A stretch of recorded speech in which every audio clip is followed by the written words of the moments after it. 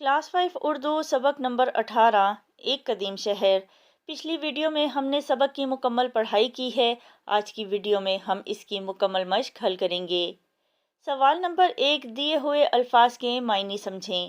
مماثلت کے معنی ہیں ملتا جلتا ہونا، متبرک برکت والا، پرستش کے معنی ہیں عبادت یا پوجا کرنا، معقول مناسب، زوال تباہی، پیچیدہ کے معنی ہیں مشکل، آشنا دوست، باخبر، عمدہ کے معنی ہیں اچھا یا خوب۔ سوال نمبر 2، سبق کے مطابق درست الفاظ لکھ کر خالی جگہ پر کریں۔ نمبر 1، ہڑپا اور موئنجو دڑو وادی ڈیش کی تہذیب کا حصہ تھے۔ جواب ہے سندھ۔ نمبر 2، ہڑپا عالمی ڈیش ورثے کا حصہ ہے۔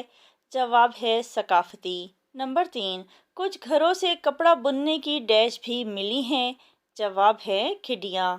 نمبر 4، ہڑپا کے لوگوں کا ڈیش دلچسپ اور پیچیدہ ہے۔ جواب ہے رسم الخط۔ نمبر 5، ہڑپا سے ملنے والی ڈیش پر دیوی دیوتاؤں کی تصویریں ملی ہیں۔ جواب ہے مہروں۔ سوال نمبر 3، سبق کے مطابق درست بیانات کے سامنے ٹک اور غلط بیانات کے سامنے کراس کا نشان لگائیں۔ نمبر 1، ہڑپا سے ملنے والے اوزار چاندی سے بنائے جاتے تھے۔ غلط۔ ہڑپا کے لوگ پڑھنا لکھنا نہیں جانتے تھے۔ غلط۔ ہڑپا کی سرزمین بنجر تھی۔ غلط۔ ہڑپا کے لوگوں کی اکثریت غریب تھی۔ درست۔ ہڑپا سے ملنے والی مہروں پر ہاتھی اور کوہان والے بیل کی تصویریں زیادہ تھیں۔ درست۔ سوال نمبر 4، دیے ہوئے سوالوں کے جواب لکھیں۔ سوال نمبر 1، وادی سندھ کی تہذیب کے آثار پاکستان کے کن علاقوں میں پائے جاتے ہیں؟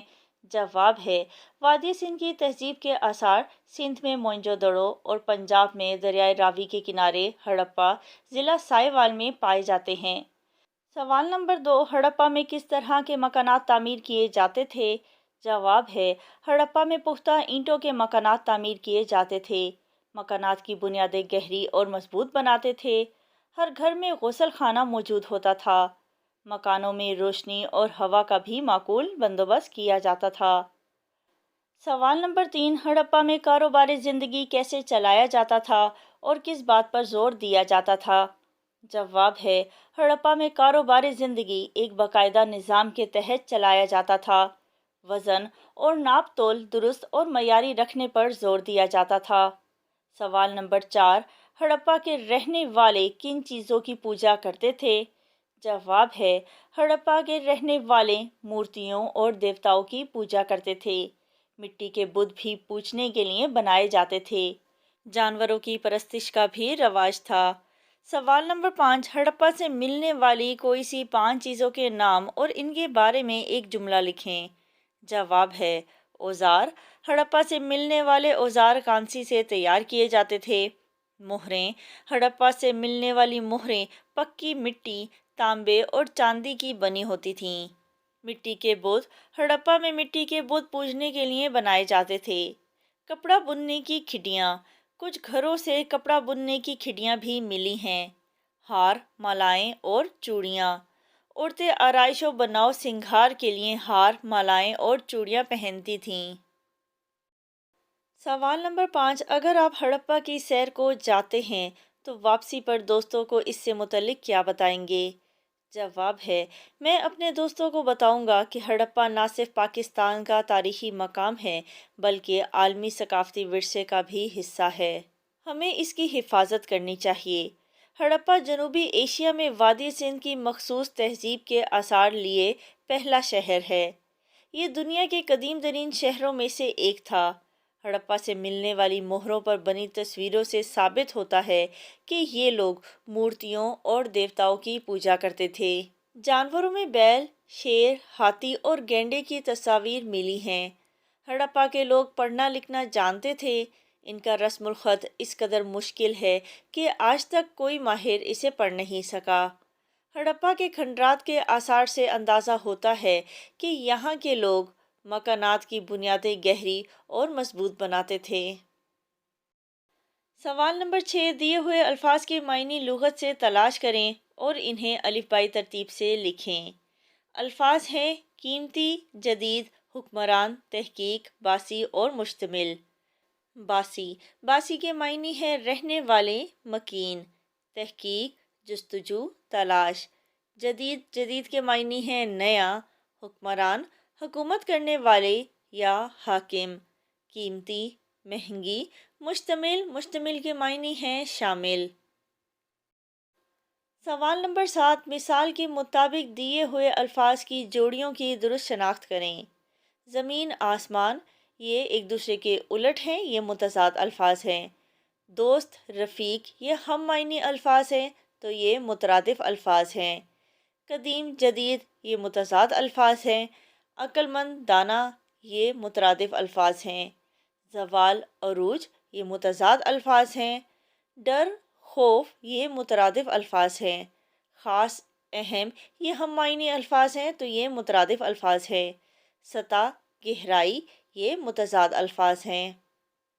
سوال نمبر 8، دیے ہوئے غلط جملوں کو درست کر کے دوبارہ لکھیں۔ اسکول کے ہال میں ہڑپا سے متعلق ایک تصویری نمائش کا اہتمام کیا گیا تھا۔ اس جملے میں ہال غلط لکھا ہے، اس کو ہم درست کر کے لکھیں گے۔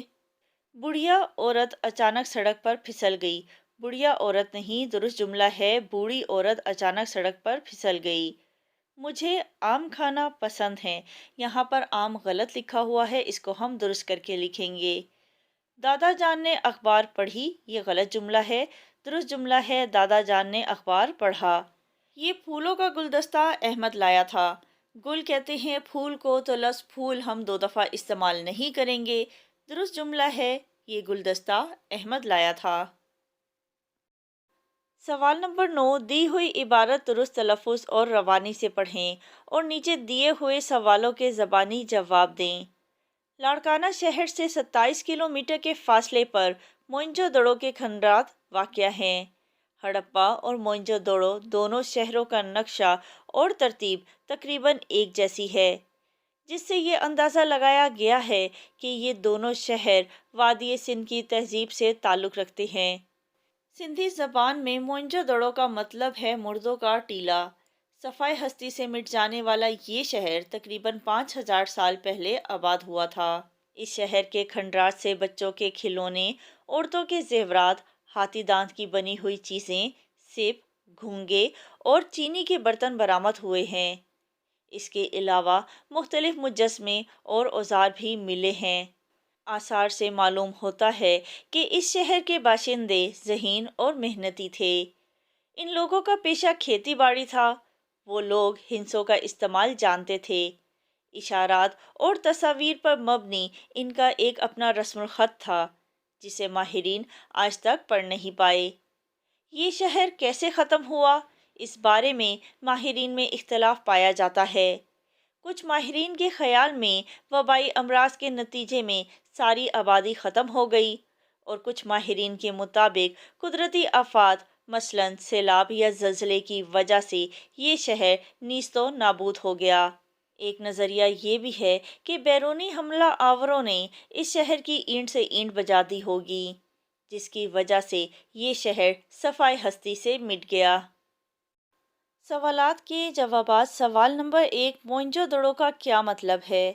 جواب ہے، سندھی زبان میں موئنجو دڑو کا مطلب ہے مردوں کا ٹیلہ۔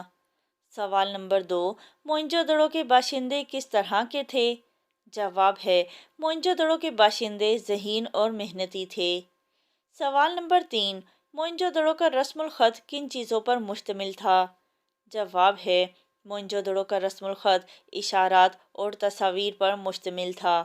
اس کو ماہرین آج تک نہیں پڑھ پائے۔ سوال نمبر 4، موئنجو دڑو کے کھنڈرات سے کیا برآمد ہوا؟ جواب ہے، موئنجو دڑو کے کھنڈرات سے بچوں کے کھلونے، عورتوں کے زیورات، ہاتھی دانت کی بنی ہوئی چیزیں، سیپ، گھونگے اور چینی کے برتن برآمد ہوئے۔ سوال نمبر 5، اوپر دی ہوئی عبارت میں سے محاورے تلاش کریں اور بتائیں۔ جواب ہے، اینٹ سے اینٹ بجا دینا، مطلب ہے تباہ کر دینا۔ صفائے ہستی سے مٹ جانا، مر جانا، گزر جانا۔ نیست و نابود ہو جانا، اس کا مطلب ہے نام و نشان نہ رہنا، مٹ جانا۔ سوال نمبر 10 دیے ہوئے محاوروں کو اپنے جملوں میں استعمال کریں۔ ایڑی چوٹی کا زور لگانا۔ عامر نے مقابلہ جیتنے کے لیے ایڑی چوٹی کا زور لگایا۔ دانت کھٹے کرنا۔ پاکستانی فوج دشمن کے دانت کھٹے کرنا جانتی ہے۔ آسمان سے باتیں کرنا۔ دبئی میں آسمان سے باتیں کرتی ہوئی عمارتیں ہیں۔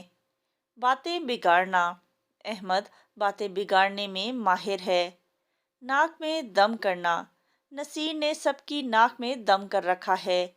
باغ باغ ہونا۔ امتحان کا شاندار نتیجہ دیکھ کر میرا دل باغ باغ ہو گیا۔ سوال نمبر 11 اپنے صوبے کے کسی ایک تاریخی مقام کے بارے میں مختصر مضمون لکھیں جس میں کم از کم 2 محاورے بھی شامل ہوں۔ جواب ہے، لاہور ایک تاریخی شہر ہے۔ یہاں کئی تاریخی عمارتیں ہیں۔ انہی تاریخی عمارتوں میں ایک بادشاہی مسجد ہے جو اعلیٰ مقام رکھتی ہے۔ اس کی تعمیر اورنگزیب عالمگیر نے کروائی تھی۔ مسجد کی تعمیر کے لیے عمدہ پتھر منگوایا گیا جس نے مسجد کی خوبصورتی میں 4 چاند لگا دیے۔ بہترین کاریگروں نے اس کی تعمیر میں اپنے فن کے جوہر دکھائے۔ مینار پاکستان بھی اس مسجد کے قریب واقع ہے۔ اس کے مرکزی دروازے کے سامنے شاہی قلعہ ہے۔ بادشاہی مسجد اور شاہی قلعے کے درمیان ایک باغ ہے جسے حضوری باغ کہتے ہیں۔ مسجد کی ایک جانب علامہ محمد اقبال رحمۃ اللہ علیہ کا مزار ہے۔ مسجد کا صحن بہت کشادہ ہے۔ اس میں 1 لاکھ سے زیادہ نمازیوں کی گنجائش ہے۔ مسجد کے صحن میں وضو کے لیے ایک حوض ہے جس کے ارد گرد سفید پتھر انتہائی گرمی میں بھی ٹھنڈا رہتا ہے۔ مسجد کے خوبصورت سرخ مینار آسمان سے باتیں کر رہے ہیں۔ مسجد کے ایک حصے میں حضرت محمد رسول اللہ صلی اللہ علیہ وآلہ وسلم سے منسوب متبرک اشیاء نہایت عقیدت اور احترام سے رکھی گئی ہیں۔ بادشاہی مسجد کا شمار دنیا کی بہترین تاریخی عمارتوں میں ہوتا ہے۔ دور دراز ممالک سے لوگ خاص طور پر مسجد دیکھنے آتے ہیں۔